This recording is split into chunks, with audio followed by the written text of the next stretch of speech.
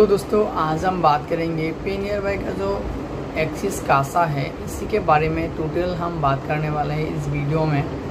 आज हम आप लोगों को बताने वाला है क्या आपके लिए एक्सिस कासा जो है पे नियर बाय का वो सही है या नहीं, या इसमें आपको क्या क्या फैसिलिटीज़ मिल जाता है, क्या क्या डॉक्यूमेंट रिक्वायरमेंट लगता है और इसमें क्या क्या आपको सुविधा या असुविधा भी मिल जाता है, क्या क्या दिक्कत इसमें आपको आने वाले हैं। तो मैं बहुत दिनों से एक्सिस कासा यूज़ कर रहा हूँ। मैंने सोचा था पहले भी आप लोगों के साथ ये बात मैं शेयर करूँ, लेकिन मैंने सोचा कुछ दिन मैं खुद यूज़ कर लूँ उसके बाद ही आप लोगों को बता दूँ। तो मैं लगभग 3 या 4 महीना हो गया मेरा एक्सिस कासा मैंने यूज़ करते हुए।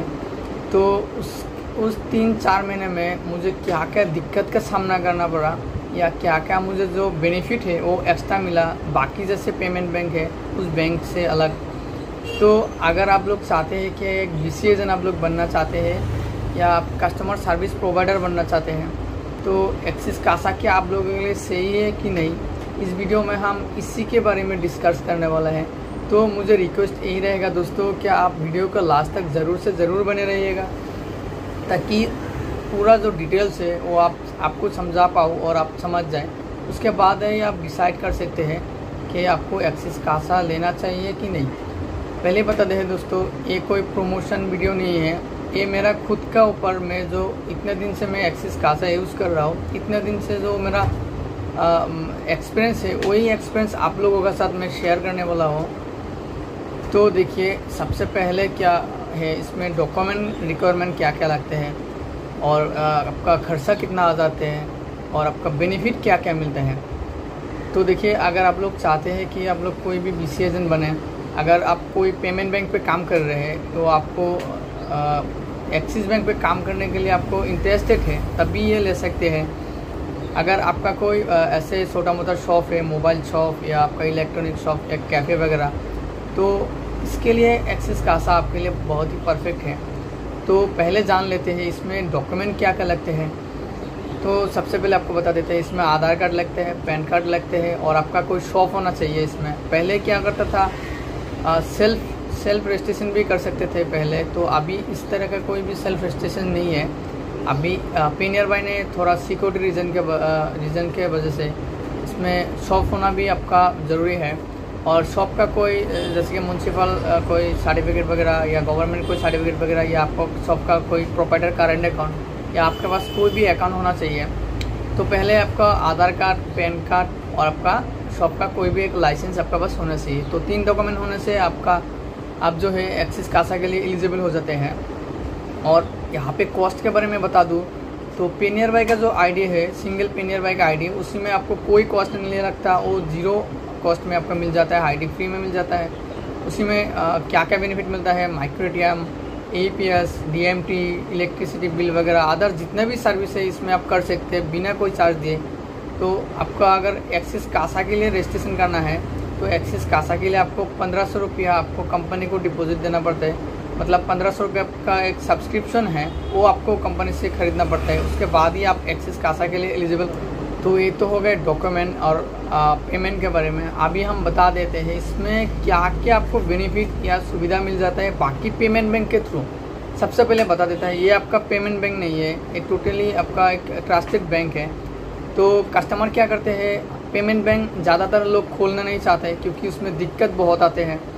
उसके बारे में मैं अलग से एक वीडियो बनाऊंगा, तो उस वीडियो को ज़रूर से ज़रूर देख लीजिएगा। उसके बारे में मैं आपको डिटेल में बताने वाला हूँ क्या क्या दिक्कत पेमेंट बैंक में आपको मिलने वाला है और क्या क्या सुविधा जो पेमेंट बैंक में मिलता है जो इस बैंक में नहीं मिलता, उसके लिए भी मैंने एक वीडियो बनाया। तो अभी हम बात करते हैं एक्सिस बैंक जो है एक ट्रस्टेड बैंक है, तो ये पेमेंट बैंक नहीं है। इसमें आपको चेकबुक का सुविधा भी मिल जाता है, फैसिलिटीज़, और आपका डेबिट कार्ड मिल जाता है, जीरो बैलेंस का अकाउंट ओपनिंग होता है। तो इसमें कस्टमर ज़्यादा आपका यहाँ पे इंटरेस्ट होता है कस्टमर, क्योंकि देखिए ये एक ट्रस्टेड बैंक है और ये आपका पेमेंट बैंक नहीं है। इसमें पासबुक भी कस्टमर दे सकते हैं और इसमें ATM भी मिल जाता है और चेकबुक भी मिल जाता है। बाकी जो EMI फैसिलिटीज़ है, फाइनेंस वगैरह है, तो इससे आप कस्टमर इजीली कर सकते हैं। जैसे पेमेंट बैंक से कोई ECS काट नहीं सकता, तो बहुत ज़्यादातर पेमेंट बैंक में ऐसा होता है। तो मैं उसमें बात नहीं करने वाला हूँ, मैं बात करने वाला हूँ एक्सिस कासा के बारे में। तो इसलिए कस्टमर जो है ना आपके पास ज़्यादा से ज़्यादा इसमें आकर्षित होता है कस्टमर तो एक्सिस बैंक का अकाउंट ओपनिंग के लिए दोस्तों मैंने जब से एक्सिस कासा मैंने एक्टिवेशन किया है तब से लेकर मैंने आज इस डेट के अंदर मेरा छोटा सा एक शॉप है मोबाइल रिपेयरिंग का, तो मैंने लगभग 500 से 600 अकाउंट मैंने ओपन कर ली। तो इस बार इस 500-600 अकाउंट में मुझे पहले जो दिक्कत आ रहा था अभी बहुत कुछ सही हो गया, बहुत कुछ पेनियर भाई मैंने बहुत अच्छा काम किया। पहले जितने भी दिक्कत आ रहा था वो दिक्कत पेनियर भाई धीरे धीरे इसको सॉल्व कर रहे हैं।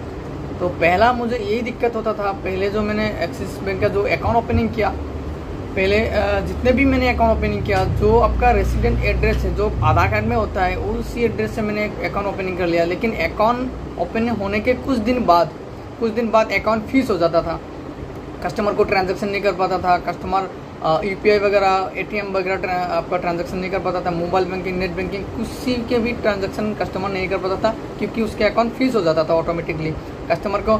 तो जब मुझे 10-15 कस्टमर ऐसे मुझे बताया तो सर जी भैया जी तो ये मेरा अकाउंट जो आपने खोल के दिया आपके यहाँ से मैंने खोले तो ये अकाउंट मेरा फीस हो गया। तो बाद में क्या किया पेनियर भाई ने, तो इसका बहुत दिक्कत आ रहा था। अभी क्या है इसमें कोई दिक्कत नहीं है, अभी अकाउंट फीस का भी कोई इसमें झंझट नहीं है। अभी जितने भी अकाउंट आप खोलते हैं उसका अगर फीस वगैरह होते हैं तो ऊपर यहाँ पे एक नंबर मेंशन में कर दिया हो तो इसी नंबर पे आप कॉल कर सकते हैं। तो इसमें बेनिफिट क्या होता है, पहले बेनिफिट आप चेकबुक दे सकते हैं, पासबुक दे सकते हैं, एटीएम कार्ड मिलता है और जीरो बैलेंस के अकाउंट होते हैं। इसमें आप इंडिविजुअल करेंट अकाउंट भी खोल सकते हैं जो TDS फ्री है, जो जीरो बैलेंस का होता है इसमें, और इसमें सेविंग अकाउंट भी जीरो बैलेंस का होता है। तो इसी वजह से कस्टमर जो है ना दूसरे जो पेमेंट बैंक है उससे आकर्षित यहाँ पे होते हैं। आपका इतना झंझट भी नहीं है, कोई आपका इंटरव्यू वगैरह देना नहीं पड़ता, तो आसानी हो जाता है आपको। क्या एक्सिस कासा आपको लेने से आपको थोड़ा आसान हो जाता है दूसरे बैंक की तरफ से। जैसे कि आप कोई SBI वगैरह कोई गवर्नमेंट बैंक कोई CSP आप लेते हैं, ये टोटली आपका CSP नहीं है, जैसे कि कस्टमर सर्विस पॉइंट नहीं है। इसमें आप क्या कर सकते हैं, अकाउंट ओपनिंग कर सकते हैं, कैश डिपॉजिट कर सकते हैं, कैश विड्रॉल कर सकते हैं, मिनी स्टेटमेंट वगैरह आप APS के थ्रू देख सकते हैं। लेकिन फिलहाल के लिए कैश डिपॉजिट यहाँ पे बंद हो रहा है, कुछ दिन बाद ये उम्मीद करता हूँ कुछ दिन बाद ये चालू हो जाए।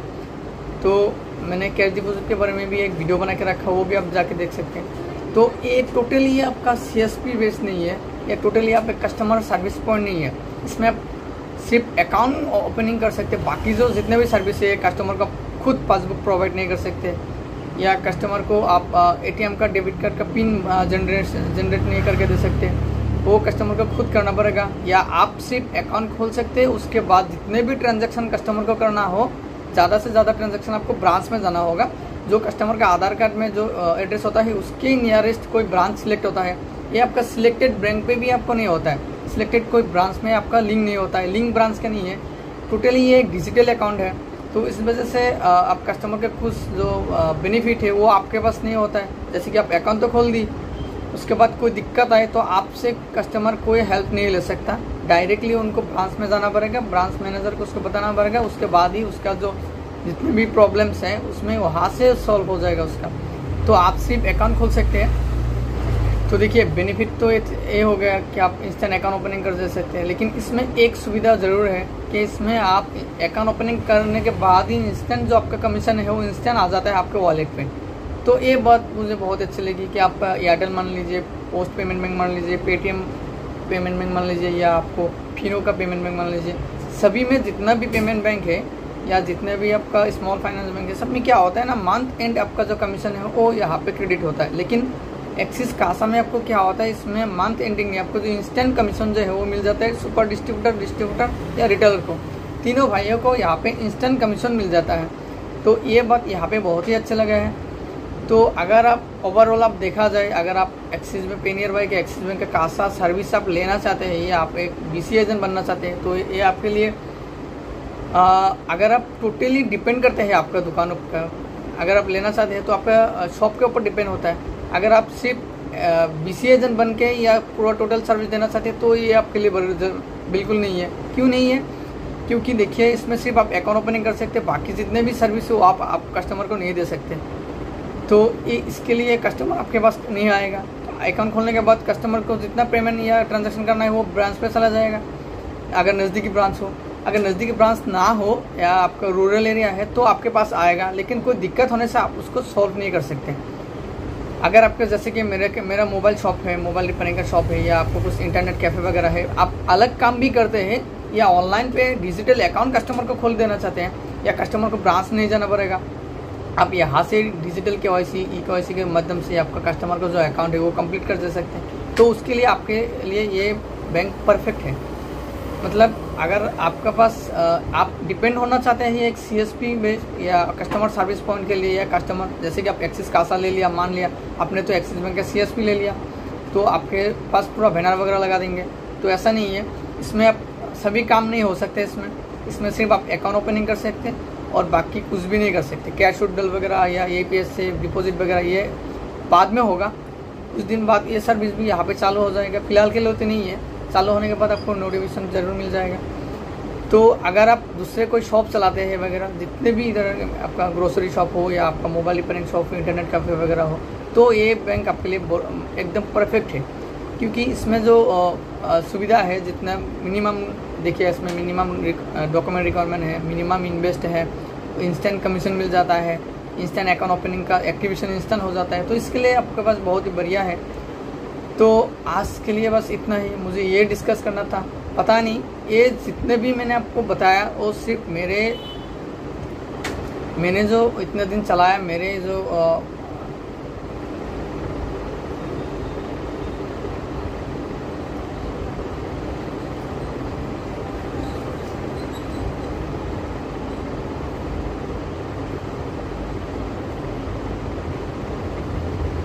ये सारे जितने बात भी मैंने आपको बताया वो सिर्फ मैंने इतने दिन चलाया, उसके बाद मैंने सोचा आपके साथ बता दूँ, शेयर करूँ। तो यही इसका रीज़न था। अगर ये वीडियो आपको अच्छा लगा तो प्लीज़ लाइक कर दीजिए। मेरे चैनल पे नया है तो प्लीज़ ज़रूर से ज़रूर सब्सक्राइब कर लीजिएगा, क्योंकि मैं बैंक से रिलेटेड या कोई भी बिजनेस रिलेटेड ऐसे वीडियो लाता रहता हूँ। आज के लिए बस इतना। जय।